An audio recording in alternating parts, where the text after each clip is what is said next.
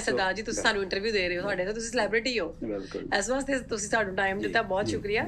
ਤੇ ਮੈਂ ਸਾਡੇ ਕੋਲ ਇੱਕ ਦੋ ਆਏ ਸਨ ਐਸੇ ਗੈਸਟ ਸਿੱਖ ਭਰਾ ਜਿਹਨਾਂ ਪੱਗ ਨਹੀਂ ਸੀ ਬੰਨੀ, ਤੇ ਅਸੀਂ ਉਹਨਾਂ ਨੂੰ ਰਿਕੁਐਸਟ ਕੀਤੀ ਕਿ ਤੁਸੀਂ ਪੱਗ ਬੰਨੋ, ਕਿਉਂਕਿ ਪਾਕਿਸਤਾਨ ਦੇ ਵਿੱਚ ਨਾ ਬਹੁਤ ਪਿਆਰ ਹੈ, ਬਹੁਤ ਪਿਆਰ ਕਰਦੇ ਨੇ ਆਪਣੇ ਜਿਹੜੇ ਸਾਡੇ ਸਿੱਖ ਭਰਾ ਨੇ। ਇੱਥੇ ਵੀ ਲਾਹੌਰ ਦੇ ਵਿੱਚ ਵੀ ਕਾਫੀ ਜ਼ਿਆਦਾ ਫੈਮਿਲੀਜ਼ ਨੇ ਸਿੱਖਾਂ ਦੀ ਜਿਹੜੇ ਰਹਿੰਦੀਆਂ ਨੇ। ਆਈ ਡੋਂਟ ਨੋ ਤੁਸੀਂ ਉਹਨਾਂ ਨੂੰ ਮਿਲੇ ਹੋ ਕਿ ਨਹੀਂ ਮਿਲੇ, ਤੇ ਉਹ ਵੀ ਬੜੇ ਸਾਰੇ ਮੇਰੇ ਦੋਸਤ ਮਿੱਤਰ ਆ, ਮਿਲਦੇ ਗਿਲਦੇ ਅਸੀਂ ਜੀ, ਸਾਰਿਆਂ ਨੇ ਬਹੁਤ ਪਿਆਰ ਕਰਦੇ ਮੈਨੂੰ। ਜ਼ਾਹਿਰ ਹੈ ਤੁਸੀਂ ਤਾਂ ਹੁਣ ਜਿੱਥੇ ਲੈ ਕੇ ਆਉਂਦੇ ਹੋ, ਤੁਹਾਡਾ ਐਕਸਪੀਰੀਅੰਸ 40 ਸਾਲਾਂ ਤੋਂ ਬਹੁਤ ਮੁਖਤਲਿਫ ਤਰੀਕੇ ਨਾਲ ਵੀ ਰਿਹਾ, ਲੋਕਾਂ ਦਾ ਪਿਆਰ। ਤੁਸੀਂ ਪਾਕਿਸਤਾਨ ਦੀ ਗੱਲ ਕੀਤੀ ਸੀ, ਪਾਕਿਸਤਾਨ ਜਿਹੜਾ ਗੁਰਦੁਆਰਾ ਪ੍ਰਬੰਧਕ ਕਮੇਟੀ ਆ, ਉਹਦੇ ਪ੍ਰਧਾਨ ਸਰਦਾਰ ਰਮੇਸ਼ ਸਿੰਘ ਅਰੋੜਾ ਜਿਹੜੇ ਮਿਨੋਰਟੀ ਦੇ ਮਿਨਿਸਟਰ ਵੀ ਆ, ਉਹ ਬੜੇ ਪਿਆਰੇ ਸਾਡੇ ਵੀਰ ਆ, ਬੜਾ ਸਾਨੂੰ ਪਿਆਰ ਦਿੰਦੇ ਆ। ਜਿਹੜੇ ਜਨਰਲ ਸੈਕਟਰੀ ਆ ਸਤਵੰਤ ਕੌਰ ਆ, ਮਹਿੰਪਾਲ ਸਿੰਘ ਡਾਕਟਰ ਆ, ਪਹਿਲਾ ਸਿੱਖ ਡਾਕਟਰ ਜਿਹੜਾ ਹੈ ਜੀ।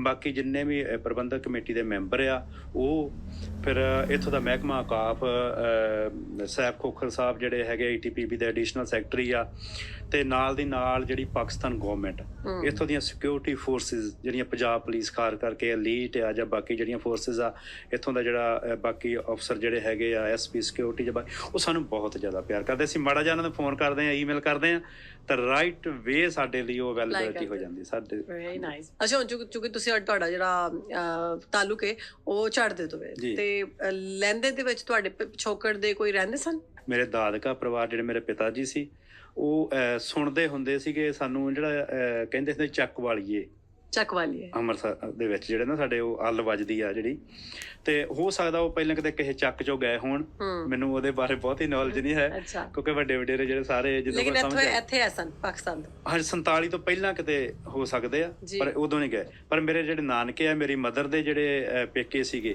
ਉਹ ਜਿਹੜਾ ਹੈਗਾ ਮੁਲਤਾਨ ਤੋਂ ਵਿਹਾੜੀ ਆ, ਜਿਹੜਾ ਬੂਰੇਵਾਲ ਜਿਹੜੀ ਹੈਗੀ ਮੰਡੀ, ਉਹਦੇ ਲਾਗੇ ਆ ਚੱਕ 79, ਤੇ ਮੈਨੂੰ ਉੱਥੇ ਜਾਣ ਦਾ ਮੌਕਾ ਮਿਲਾ। ਬੜੇ ਲੋਕਾਂ ਨੇ ਪਿਆਰ ਕੀਤਾ ਕਿ ਸਾਡੇ ਪਿੰਡ ਦਾ ਦੋਹਤਾ ਜੀ ਮੇਰੇ ਬਿਲਕੁਲ ਮੈਂ ਦੇਖ ਕੇ ਆਇਆ, ਮੈਂ ਉਹ ਸਕੂਲ ਵੀ ਦੇਖ ਕੇ ਆਇਆ, ਮੈਂ ਉਹ ਸਾਰਾ ਆਪਣੇ ਘਰ ਵੀ ਪੁਰਾਣੇ ਉਹ ਜਿਹੜੇ ਹੈਗੇ ਸੀਗੇ ਉਹ ਦੇਖ ਕੇ ਆ। ਬੜੇ ਲੋਕ ਪਿਆਰ ਕਰਦੇ ਆ, ਬਹੁਤ ਜ਼ਿਆਦਾ ਇੱਜ਼ਤ ਮਾਣ ਕਰਦੇ ਆ। ਇਹਦਾ ਇਸ ਤਰ੍ਹਾਂ ਲੱਗਦਾ ਕਿ ਤੁਸੀਂ ਵਿਆਹ ਵਾਲੇ ਲਾੜੇ ਹੋ ਤੇ ਉਹ ਤੁਹਾਡੇ ਮਗਰ ਸਾਰਾ ਪਿੰਡ ਤੁਰਿਆ ਫਿਰਦਾ ਵਾ। ਇਹ ਜਿਹੜੀ ਹੁੰਦੀ ਹੈ, ਵਾਹ ਜੀ ਵਾਹ, ਕੀ ਬਾਤ ਹੈ, ਖੁਸ਼ੀ ਹੁੰਦੀ ਹੈ, ਬੜਾ ਫਖਰ ਮਹਿਸੂਸ ਹੁੰਦਾ ਜਦੋਂ ਸਾਡੀ ਆਵਾਮ ਇੰਨੀ ਚੰਗੀ, ਇੰਨਾ ਪਿਆਰ ਕਰਨ ਵਾਲੀ।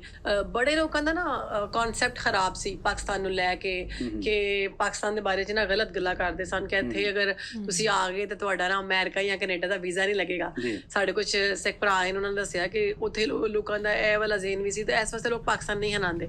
ਦੂਸਰਾ ਕਿ ਪਾਕਿਸਤਾਨ ਜਾਓਗੇ ਤੁਹਾਡਾ ਭੈੜਾ ਸਲੂਕ ਕਰਨਗੇ। ਸੋਸ਼ਲ ਮੀਡੀਆ ਨੇ ਇਹ ਦਿਮਾਗ ਔਰ ਇਹ ਇਲਜ਼ਾਮਾਤ ਸਾਫ਼ ਕਰ ਦਿੱਤੇ, ਲੋਕਾਂ ਦਾ ਦਿਮਾਗ ਸਾਫ਼ ਹੋ ਗਿਆ ਕਿ ਐਸਾ ਨਹੀਂ ਹੈ। ਉਹ ਸਾਡੇ ਭਰਾ ਨੇ